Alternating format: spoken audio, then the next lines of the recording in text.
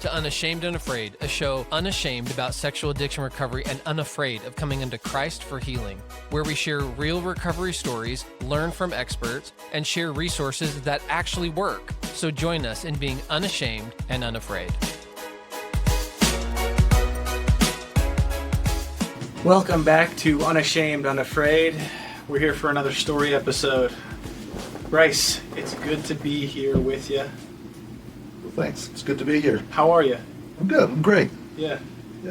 Yeah. So we recorded the initial story, and just thought there was so much more that we could have juiced out of it. And I felt strongly enough about it that I actually asked you to come in and re-record. Yeah. Here I am. Yeah. And we appreciate that because that matters, right? There's just I think there's so much value in what you had to say. So, start us at the beginning, man. I mean, tell us about what it was like to grow up and how your addiction started. Well, I grew up in Utah, Utah County. I think it's hard to pinpoint. I know some people can just tell you, hey, at 8 I saw my first pornography, things like that. I can't really pinpoint that. For me, probably high school, maybe 9th grade,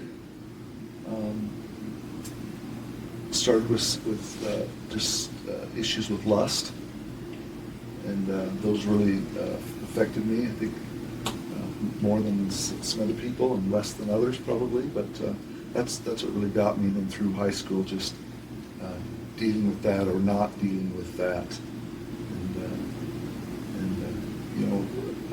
back then, and I'm a little older, so there wasn't internet, there wasn't any kind of digital pornography, and it wasn't so readily available in Utah County. So that when I was a little older, that's probably when my problem really kind of manifested itself. What was your ability or comfort level like when you were a teenager and you first started experimenting with lusts in probably some different forms? What was your ability or comfort level in talking like that with people around you? On a scale of 1 to 10, probably 0. Right? Yeah, no comfort in it. I think you joke around with your friends and your buddies, but you keep it pretty superficial, right? And you're not honest about things, and then you start to kind of hide things and hide behavior. Why? Shame. Shame is why you hide that. You think if you truly know me, then you won't love me, you won't like me. And so I think, at least for me, so you start to minimize things. You start to compartmentalize those things early in your life, and then I grew up. I got married. I graduated from college. Got a job. Actually up in Salt Lake. And that's when things kind of really turned south for me. There's a lot. When you say south, can you just kind of describe to us, it sounds like there was an extreme increase in addictive behavior at this time for you. Yeah, probably around age 30 is when there's a real increase in that. I came up to school at the University of Utah, so I was up in Salt Lake every day, and just seeing more things, opportunities just kind of exploded in that, and then you start to cross lines. Hey, I'll never do that. I'll never do this, right? So when you say I'll never do that, talk us through the that's, right? Yeah. So, and start when you're a teenager. Kind of give us a little bit of a timeline, even though I know that's hard for you. Well, as a teenager, I didn't really act out much. Some masturbation, not so much pornography. It wasn't really available. Didn't have access to pornography, but masturbation certainly it's how I dealt with my lust issues. I think that's pretty common across the board. That's a common acting out thing that everybody who has this problem does. And you control it. Some I would for long periods of time. Didn't act out. I got married, I wasn't acting out, and then started. I think everybody says, I think that's pretty common that everybody says marriage is the solution, right? Until it's not, right? And I don't know that you can really, or that I can really pinpoint why it wasn't. I think when you have shame about some of your acting out and lust issues, then you are uncomfortable to talk about intimacy things in marriage. And when you don't talk about them, then they just fester, and you're not comfortable, your spouse isn't comfortable, and those things just fester up in you, right? See James shaking his head. Yeah. Yep. So, I don't think I answered your question, Sam. No, you did. Absolutely. So, okay. Yeah, I just wanted to dig into that. Yeah. I mean, what did acting out look like? So it sounds like something happened around the age of 30 or... Acting out, escalated. Yeah, where it escalated. Yeah. So when I was 30 and I came to school, that's when I really saw probably my first prostitute. And, that's just a lust hit. Just to see that is a lust hit. And then I went and had a massage. And I can't really remember what led me to the day that I went and did that, but that was really like, oh, yeah, I like this. So those are boundaries I think I crossed, like, no, I'm never doing that until you do. And then... So that's my question. How did you go from very little acting out in your marriage, if any at all, and just simply kind of a problem with minor lust and masturbation when you were a teenager, to suddenly I see a prostitute on the street and I go to a massage parlor and suddenly I'm acting out in pretty extreme ways? It sounds like acting outside of your marriage. Yeah, having massages is acting outside of your marriage. Yeah. And,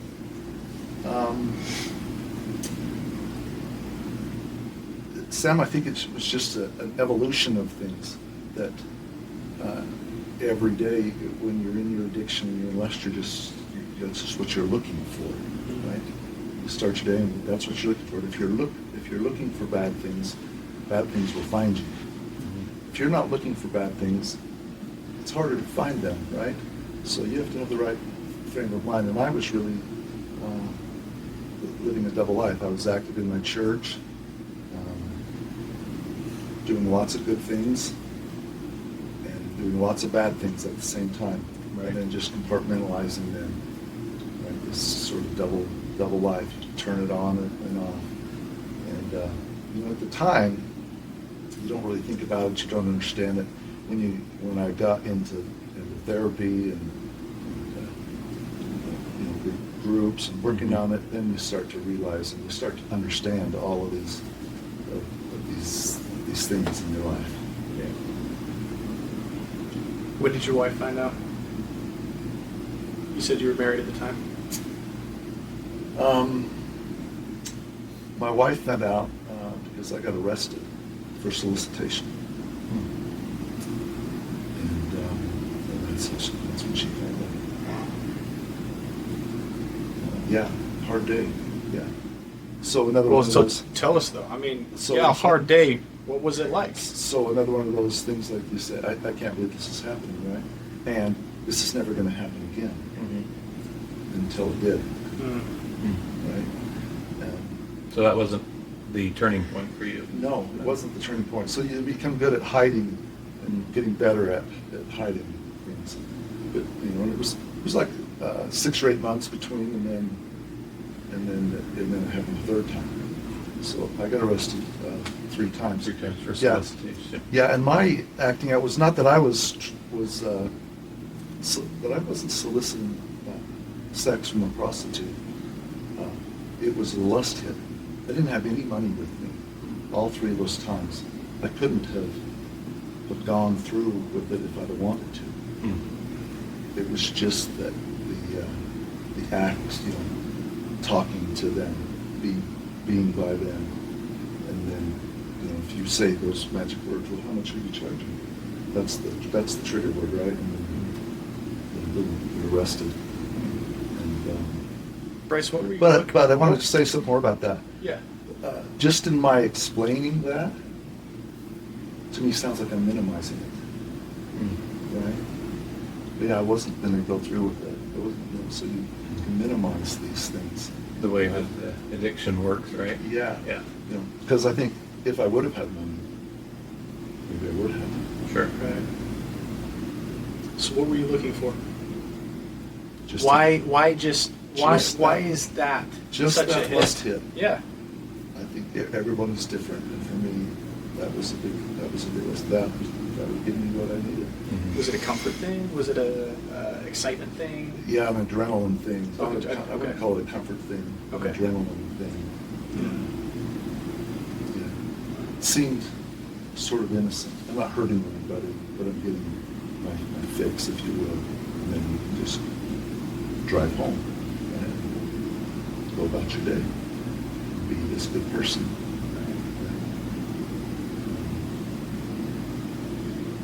So at what point did things come to a head in your relationship with your wife? Sounds like she found out the first time you got arrested. I would assume she probably found out the second and third time you got arrested as well. She actually did not find out the first time. She found out the third time. Okay. And then found out about the first 2 times from that. Yeah. And then she's like, well, how long has this been going on? Innocent. Yeah. So after the third time, she finds out. What did you do? Was Well, it enough for you to change at that point? for a period of time, yeah. So, you had to go through the whole legal thing, some probation, cost some money, some what am I trying to say? Yeah, had to go not therapy, but had to go to some a class Yep. with things. And at the time, you just think, how did I get here? Sure. How did I get here? And, but then you think, well, it's not that horrible. But what does that do? So we're still married. What does that do though to your trust? Right. Right. At the time, we had never heard the term betrayal trauma. Sure. Right. But later on, a big part of that, and I own all of that. For both my wife and my kids. You have all these character weaknesses. You gaslight, you minimize, you lie. Mm-hmm. You have a lot of pride, and you try to carry on and keep this facade up. And you can do that for a while, but facades always come crashing down. And often when they do, what builds up is often better if it's handled right. Yeah. When we finally separated, we'd separated twice in our marriage, and the second time was about 4 years ago. And it was at that time I just treated separation like divorce. Mhm. When I look back on it now, it's like, well, how stupid can you be, Bryce? Your wife's begging you to find help, get recovery, and she's willing to help. She's willing to do whatever. She's not willing to take the lead, right? So I'm going to sit back and watch and see what you do. And what I did was gain a new addiction, and that was to television. Media. So, yeah, I could go to work, come home, have dinner, turn on the TV, and sit there till 11:30 at night, get up in the morning, go to work, and do it again, and wonder, when is this going to get better? Not, hey, what can I do every day, every minute of every day to regain her trust and work on this? I became just numb. And I think Satan knows what works for everybody. Right. He tempts you differently than he tempts me. And a saying that I heard that I just love is that God can't steer a parked car. Yeah. And my car was just parked. once you get your car in motion, then he can direct you on which way to turn. Yeah. But my car was just parked. Parked in numb. Parked in none. Yeah. Yeah. And, you know, if people ask things of me, yeah, I'd do it. I think a big part of some addicts is that they can't really function. They can't keep commitments. They can't show up for work. They can't count on everything. That wasn't me. I could be counted on for everything except what was needed most: gaining trust, being in a relationship. Being in a with somebody, relationship, yeah. But all of the other superficial things, I was really good at. Yeah. Yeah, so but it was during this time, though, that I'd been in and out of some therapy, in and out of some different kind of group things. Did Lifestar for a little bit, did some private therapy things. Yeah. And the key to having those work is to be honest in there when they ask you questions. Right. Not lie, not minimize things. Say just enough to know I got a problem, but not really how big is your problem. Yeah. And so I got a really good sponsor. Started going to group, but it took a while. You know, I think we often think God's kind of just given up on me. You know, I've disappointed him too much, which is just wrong. I think he loves you more in that. But when you're spiritually dead, you can't hear God whisper to you because he doesn't yell very often. He's a whisperer, and you got to be able to listen for that whisper and ask for it. Ask for things. So from the time that you started going to group, and you said you got a really good sponsor as well, how long did it take for you to feel like you were hearing the voice of God in your life again? Well, I think I heard it on and off a little bit. I've never had, let's say, God issues really, that I don't believe in God. I've never had any of that. But the real turning point was really in probably about November. I just kind of woke up one day. And I like to kind of call it the Great Unthawing or the Great Awakening. You know, there's that show with Robin Williams, The Awakening. That was kind of me. One day I was kind of like, whoa, what? You were lucid all of a sudden. How'd this happen? How did I get where I'm at? And at that point, it was just too far to fix a lot of things. So relationships had been shattered. We got divorced.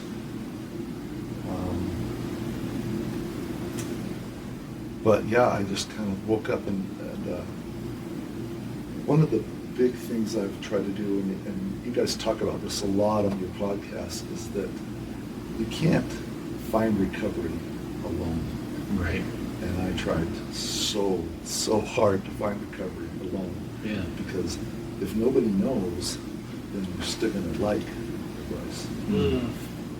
Turns out, if you know, you actually like Bryce People better. still like Bryce, yep. They don't still like Bryce. They like Bryce more than they used to like Bryce. Mm. So,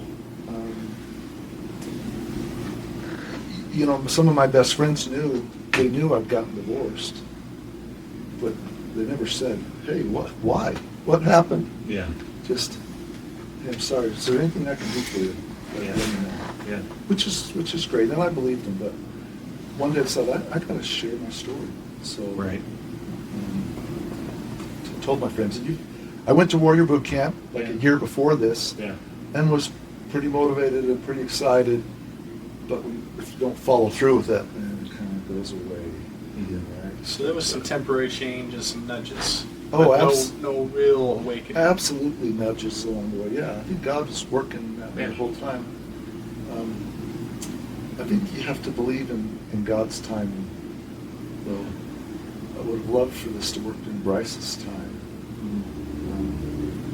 But God's time, God's story, be willing to accept that God wants me to be happy. He wants my life to be good. So he's not done any bad things to me. I've done all those myself. Now he's saying, okay, so now how can we pick that up and make some good things? And he's starting to do that, and I see that. You still live with the pain and the regret of the past, but at some point you're going to move on. It takes some time to rebuild relationships with children. Trust is broken. So tell us about that journey, because I know a lot of men who are in that position where they're rebuilding right now. Yeah. And we don't talk about that enough on the show. So I have 5 children. 3 of them are married. 2 are not. And for a long time I didn't really talk to them very much, for like a year, because I think they were waiting for me to reach out, and I was waiting for them to reach out. And it was like a standoff, right?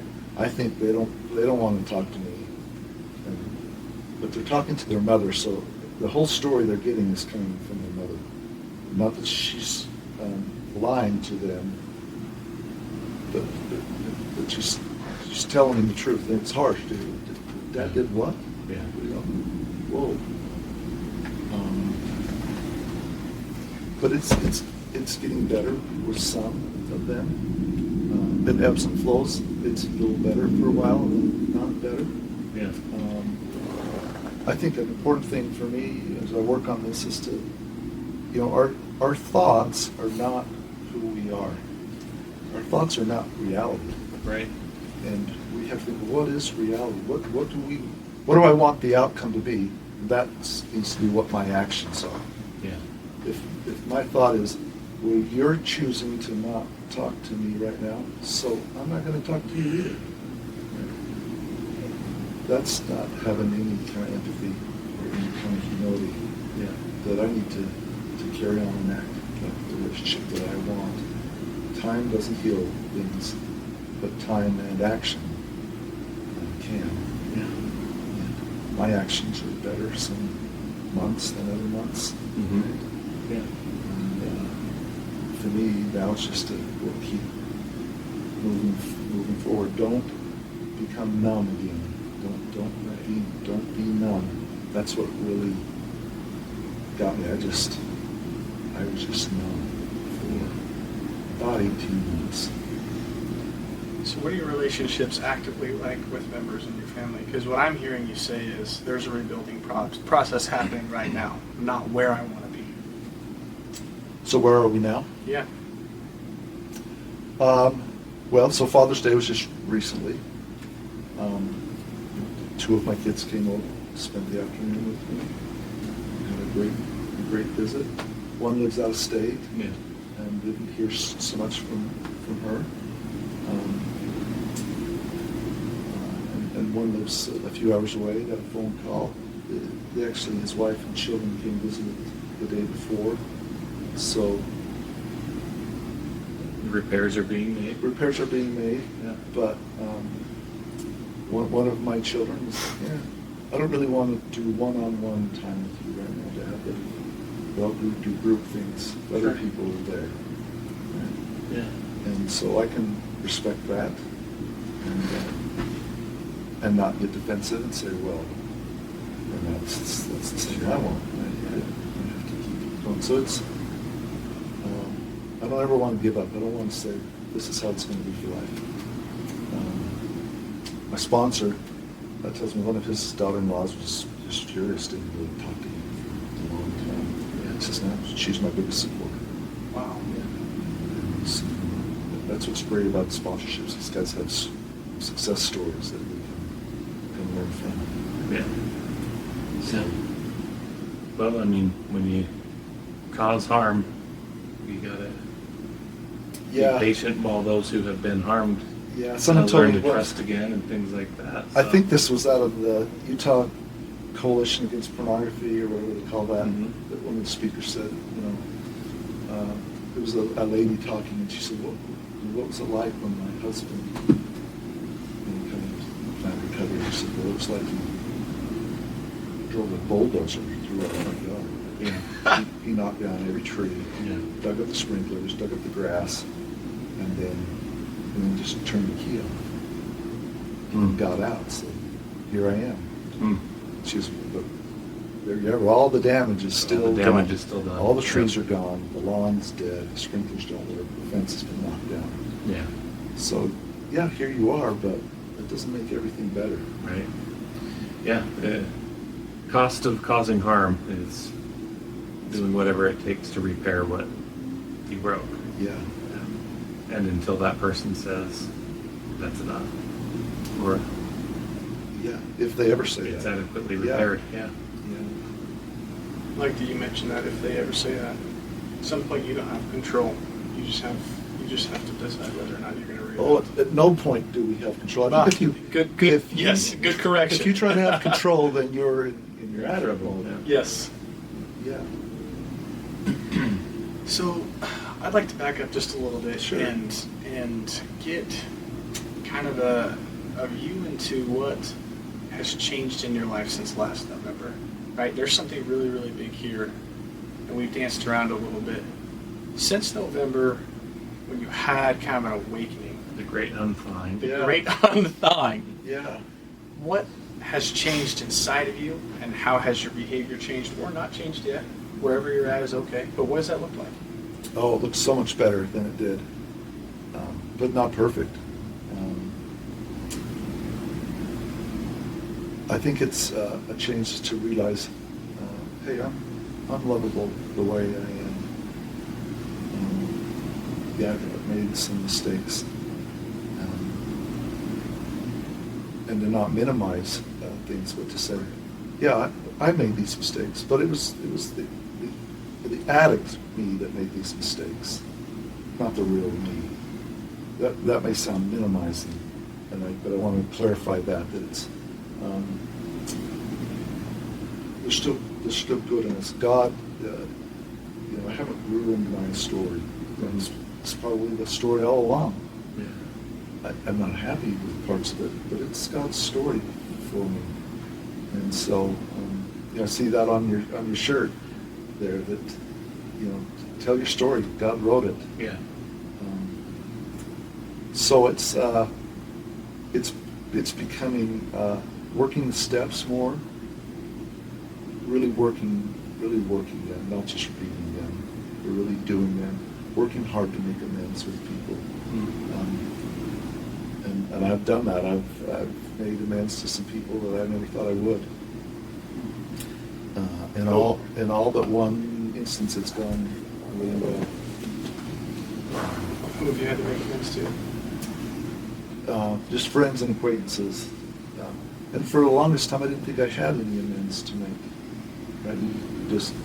But when you open up, say, yeah. I have hurt this person, or I've been hurt by something this person did, and I want to share this both ways. I've made amends to people that I've hurt, and I've made amends to people that have hurt me. That they didn't know that hurt me, and if I choose to be offended, that's on me, not on them. Right. And had a really good conversation with the gentleman that I reached out to. It was I called him and he didn't answer, so I left him a voicemail message, and then I didn't hear back from him for like a week and a half. I thought, let him go. Yeah, how was the anxiety of that, Bryce? Yeah, so I just had to let it go. Say, Right. hey, I did my part. He chooses what he wants to do with that. But you play these scenarios out in your mind, right? Your thoughts aren't really reality things. So, and then when he called me, he said, hey, sorry, I've had a kind of a family emergency that I wasn't able to get back to you. Yeah. Can I come and see you? And I'm like, well, that's a little more than I really wanted, right? But I said, yeah, come on over.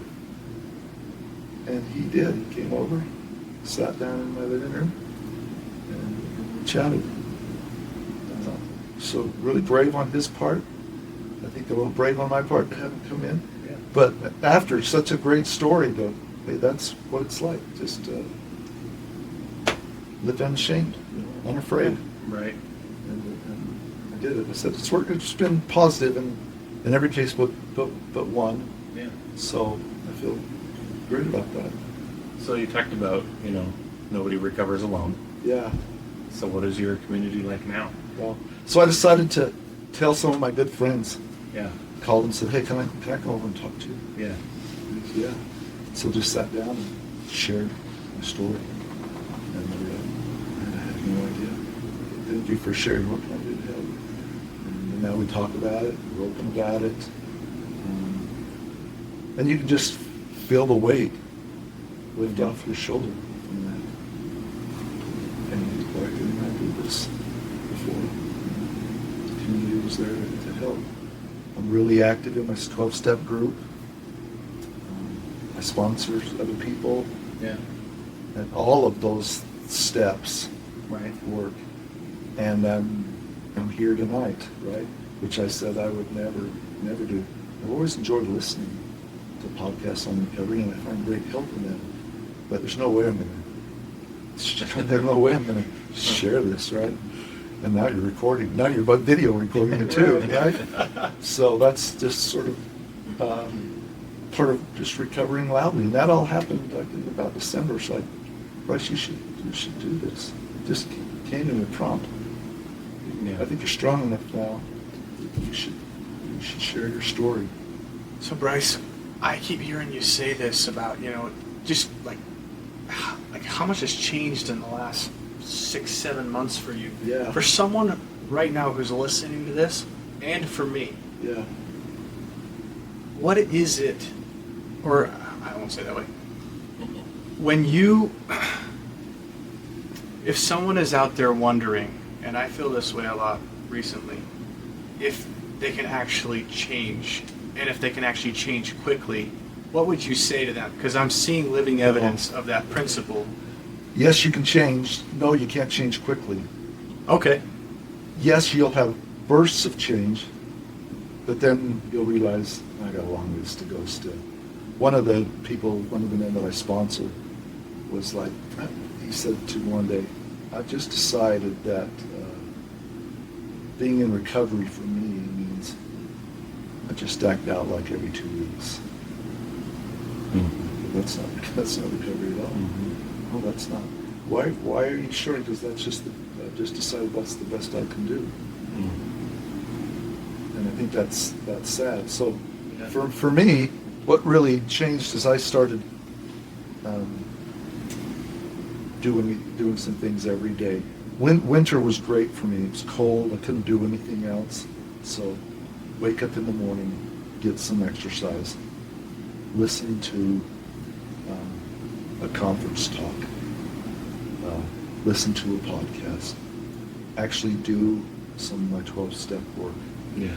and read my scriptures, and do that every day. And one of the things my sponsor said to me, which has turned out to be really true, is if you'll do your step work and then read your scriptures right after, you'll find a correlation between those things most days. And really understanding that recovery work is a spiritual work, that God is involved in recovery. Absolutely. It's not about how much Bryce does, it's how much Bryce and God do together. And that's what's changed since November. I've always believed in God. I've always been active in my church. I've always been willing to serve, do whatever. After I got separated and then divorced, though, church was really hard for me. I went through a little period I just sort of hid in the corner in the back as much as I could. Mm-hmm. And then I was, well, that's not where I want to be. That's not where I don't want to live the next 30 years of my life like this. Right. So come out of your shell and start telling your story and recover loudly, you say. So Yeah. started doing some of these things. And another quote that I really love is that hatred corrodes the container that carries it. And I had some hatred, and it was corroding me. Yeah. So let go of that, and that's where God comes in. You just wake up so much joy and happiness. I was just, I have a therapist. I actually went to her this morning, and we talked about this, that last summer I really didn't really do anything. I didn't have the strength to do much more than just mow my lawn. Yeah. And I love to garden. I love to be outside. And this year I'm all over. Yeah. Planting flowers and doing all kinds of stuff. Going places and being with people. Good therapist, somebody you'd recommend? I don't watch as much TV. Yeah, absolutely. I would. It's the Hope Therapy Group in Spanish Fork. Great. Awesome. I've been down there for a couple of years, and it's really good. So Good. So Sam, kind of back to your question, though, it's all just sort of the awakening, I guess. What I would like for other people to know, is that it works if you work it. Right. But working it is really working it, not just pretending. Going to group isn't working your recovery. Right. Right? Just doing step work isn't, for step work's cause, Sake, yeah. is not recovery. Yeah. And one of the people that I made amends to was a lady, and we chatted back and forth for a bit, and then she called me, and we talked, and my opening up to her, she then opened up to me about some things in her family that I didn't know about, some addiction things, and she just opened the door for her to just give me some great advice on doing things. And so that's, again, the community. If I would have never been able to open up to her, I wouldn't have ever gotten that advice. Yeah, the advice and the resources that she could offer. Yeah, that people are there to help, but when we want to go alone, it just doesn't work. Principle number one, man. So, yeah. Can't do it alone. And then be honest. So, yeah. Therapy doesn't work if you can't be honest, so be honest, right? Yeah. Repentance doesn't work if you can't be honest. Yeah. People know if you're not being honest, so you can't regain trust. I minimize to protect me. Right. But we say, I'm minimizing to protect you. Right? I don't want to hurt you. I don't want to hurt my family. I don't want to hurt my wife. So just say enough and I'll deal with this. But it's all about me. I don't want to hurt me. I don't want to hurt my reputation. What I've found is loved ones are just so willing to help you when they can trust you. Yeah. It takes a long time. You can't put a time frame on, well, it's been 2 months, why don't you trust me? That's it. Right? It's up to them to decide when. And we just have to keep working it. My prayers have completely changed. That was the point about this lady that I shared with, that I made amends with, to ask God each day to direct me. And I started doing that, and I feel that. Or often I would say, if I'm having a bad day, I wake up and been bad, just God, show me today that I'm loved, that I matter. And that happens every single time. Yeah. And it often happens really quickly. Yeah. I don't have to wait until 8 o'clock at night for that to happen. As soon as I get out where I can be with another person, it happens.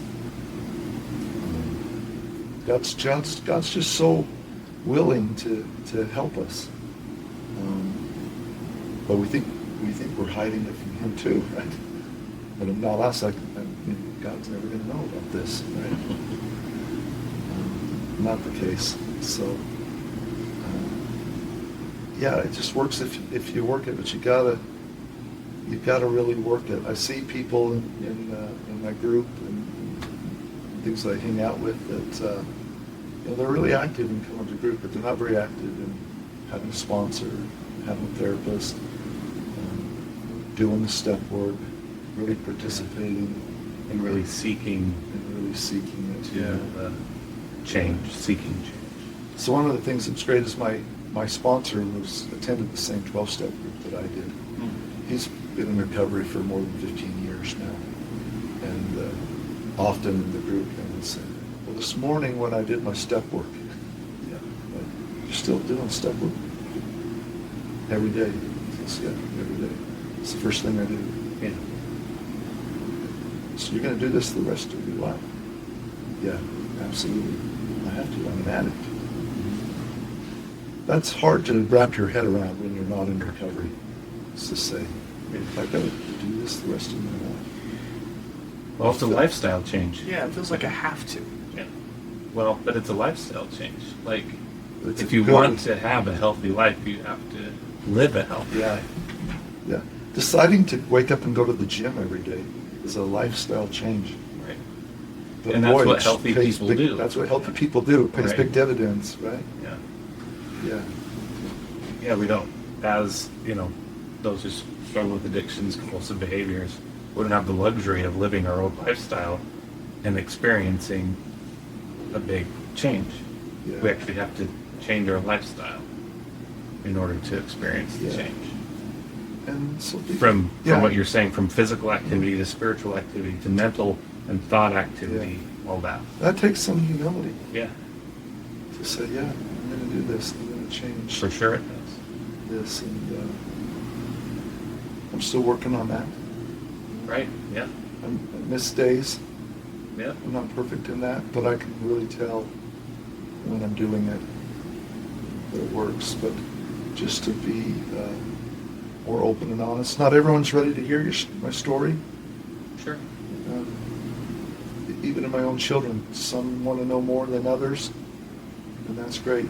Don't try to force feed them, but just whenever they're ready, I got to be willing and ready and not minimize. Right, to be honest about your behaviors and choices, yeah. So just as a thing, one of my children has kind of distanced himself from me.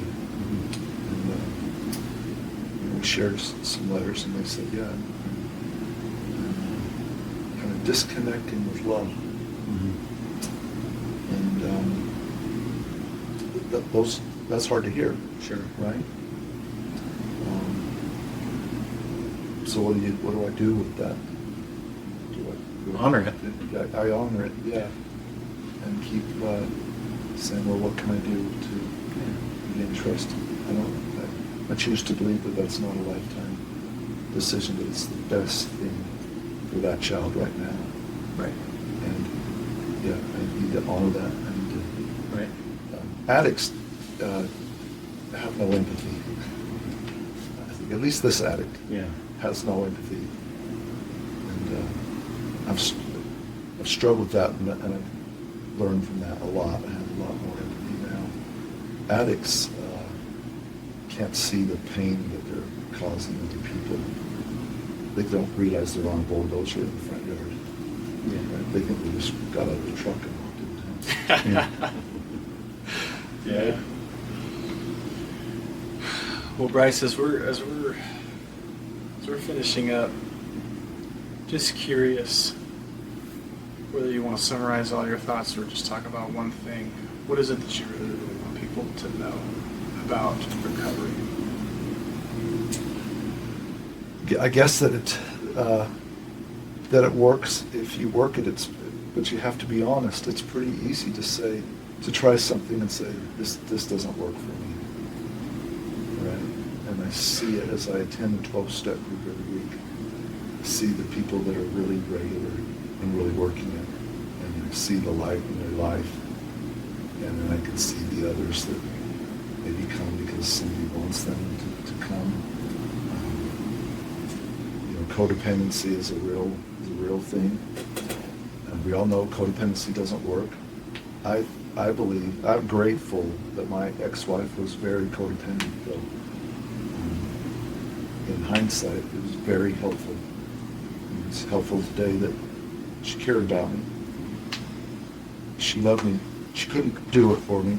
Once she realized that, it actually got better because we people that tell us what to do. Do this, do that, right? Everybody knows this. But back to your question, Sam, what do I want people to know is that I guess give God a chance. And if it's not working, then do something different. Keep working at it. Whether you're a 12-step guy or not, or whatever, but if Find the thing that yeah, works. if God's not working for you the way you're working with God, then change the way you're working with God, because I promise you, He's there. We just have to hear Him, and He wants us. He wants the best for us. Yeah. One of my friends that I shared my story with, he said something to me. I wrote it down here. It says, God fixes everything, not to our satisfaction, but to our utter amazement. You say that one more time. God fixes everything, not to our satisfaction, but to our utter amazement.